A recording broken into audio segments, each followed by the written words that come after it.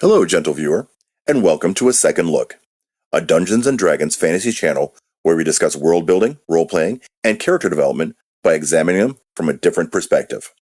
In this video, we'll be taking a second look at vampire archetypes. The party sets out after dark. The DM sets the scene. Okay, the night is dark and gloomy. The full moon dances in and out from behind the clouds. Thick, damp fog clings to the ground, making it difficult to see more than 30 feet ahead of you. It's the kind of night that makes peasants want to keep inside and lock their doors. I'm betting there's going to be a vampire, one player says. The DM's shoulders slump. Well, yeah, sure. A tall dark figure wearing a cape strides out of the mist. He's wearing a stark white collared shirt, black trousers, and a black cape with bright red lining. His jet black hair is slicked back and his eyes glow red. Another player shouts, "Is it Strahd?" A third asks, "Is it Dracula? Is it Count from Sesame Street?" The vampire is a tried and true opponent in Dungeons & Dragons. Everyone eventually fights one, largely because everyone already knows what they are. They're as powerful or as weak as you need them to be, and they can fit on almost any campaign or story. The general lore and appearance of vampires in D&D rarely changes. The European noble that Strahd represents is extremely popular. So are wealthy socialites hiding amongst the living, or feral predators hunting the city in packs. The situations that introduce them are just as familiar. A frightened town, a dark castle overlooking the countryside, fog drifting through silent streets, wolves howling somewhere in the distance. We all know what to expect. Have I already said we all know what they look like? There's no reason we cannot approach the creature from a different angle. The vampire itself does not need to change. The rules remain the same. What can change is how the creature is presented within the story and the campaign. Tonight, we'll look at several vampire archetypes and how each one can shape a very different kind of adventure for your players. The first I'd like to discuss is the Hollow Child. A town is haunted by what appears to be a young vampire boy. Perhaps 10 years old, he dresses like a well-to-do child and moves easily among the living, hiding behind the appearance of innocence. He'll have 2 human servants pose as his parents and help maintain the illusion of a normal family.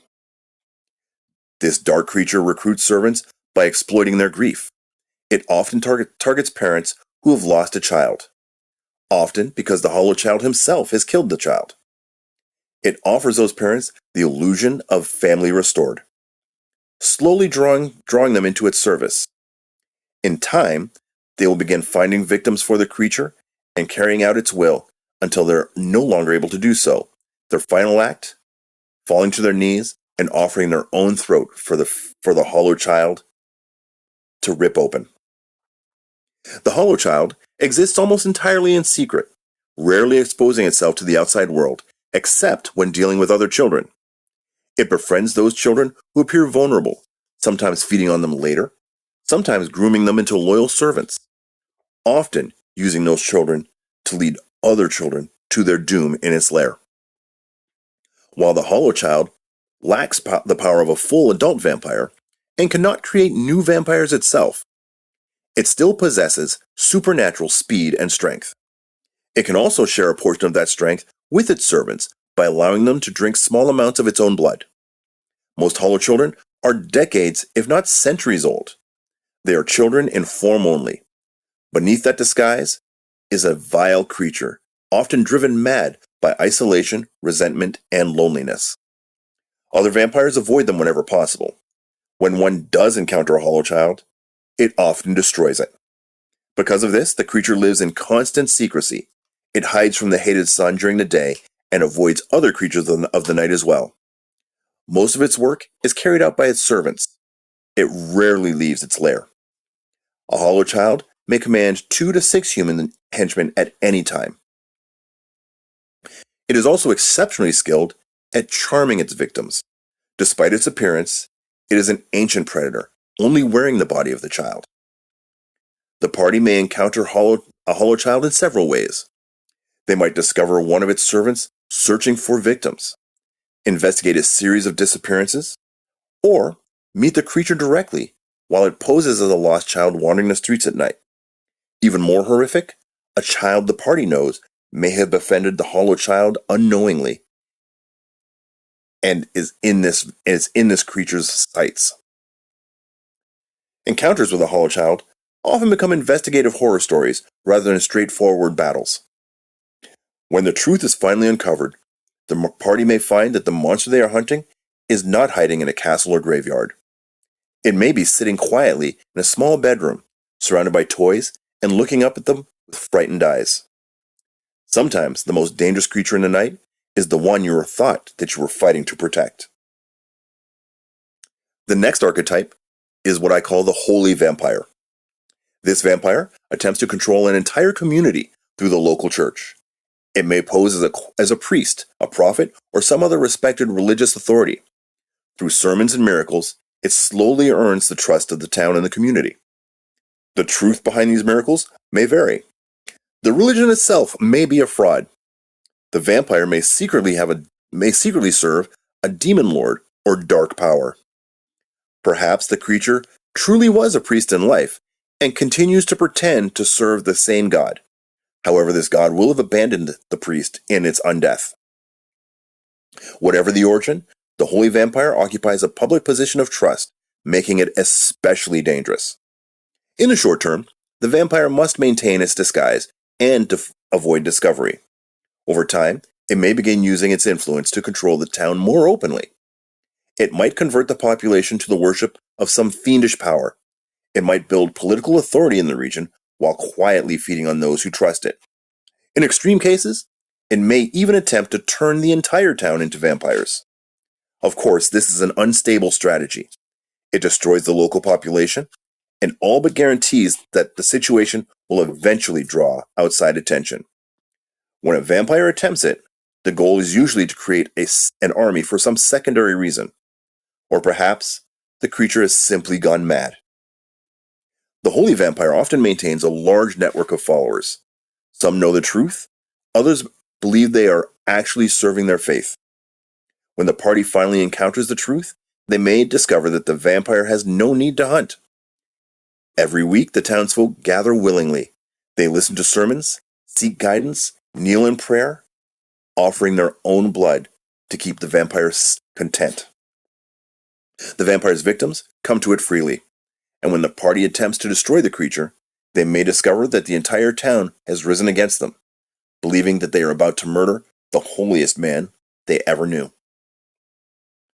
The next archetype would be vampires in the Underdark. At first glance, the Underdark seems like the perfect place for vampires. The eternal darkness removes their greatest weakness, the hated sun. So, why do vampires not live there permanently? Well, the Underdark is far more dangerous than the average farming village. Dwarves, Duergar, Drow, Mind Flayers, and Beholders, as well as countless other creatures, are far more capable of defending themselves than most surface settlements. The region is filled with powerful civilizations that will not tolerate a vampire infestation for long. Still, the lure of endless darkness is difficult for a vampire to resist. Sometimes packs of vampires descend into the Underdark for what is essentially a pleasurable hunting excursion.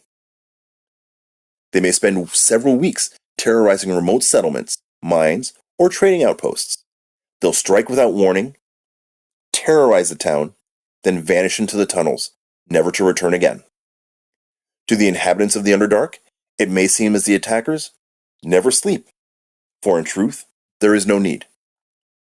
Adventurers may encounter this situation in several ways. They might stumble onto a settlement already under siege by the vampires, its survivors struggling to make it. They may arrive just before the attack begins, and be stuck trying to survive the siege with the occupants of the town or area. However, the party fleeing vampires may unknowingly lead them to a town as they flee through the tunnels. They might also be hired to help repel a siege that is already underway, or arrive at a settlement that has fallen to discover it is now filled with newly created vampires that need to be dealt with lest they infect more of the Underdark, or bring their terror to the surface. Instead of castles, fog-covered villages, and dark forests, these vampires descend into the tunnels below. They have not come to rule. They have come to hunt. For a few terrible weeks, the vampires move through the tunnels like a roaming plague, striking settlements and vanishing back into the caverns. When the hunt is over, they return to the surface. Behind them, they leave empty towns and dark tunnels filled with the bodies of whomever was unfortunate to be there when they arrived. The last archetype I'd like to describe is easily my favorite. I call it the Mad Queen. In a distant land, somewhere isolated, stands a city living under a nightmare. It may be deep in a dry desert with an Egyptian-style situation and culture, living under an evil religion with pyramids and slaves. Or it could be weeks in the heart of a jungle that's never been traveled, with an ancient civilization with pyramids and temples. The city is ruled by a centuries-old vampire queen.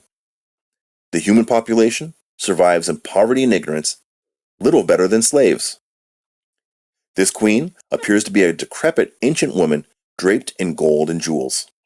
Long ago, she conquered the city, and over the centuries, has shaped it to her vision. Her obsession with immortality has slowly driven her into madness. She maintains an elite class of 24 vampires. These young, beautiful people are carefully kept ignorant of their full potential. They live as decadent nobles, spending their time on artistic pursuits, music, games, gambling, and endless social gatherings. To them, the human population are simply cattle, chattel, and slaves. Occasionally, one of these nobles disappears. When the queen believes one has grown too capable, too curious, or perhaps knows too much, she quietly destroys them. Not because they threaten her. Oh no, she is far too powerful for that. But because she refuses to allow any of them the chance to usurp her rule. She does see these vampires as her children. They are her tools and her entertainment, and she earnestly enjoys spending time around them and seeing their happiness.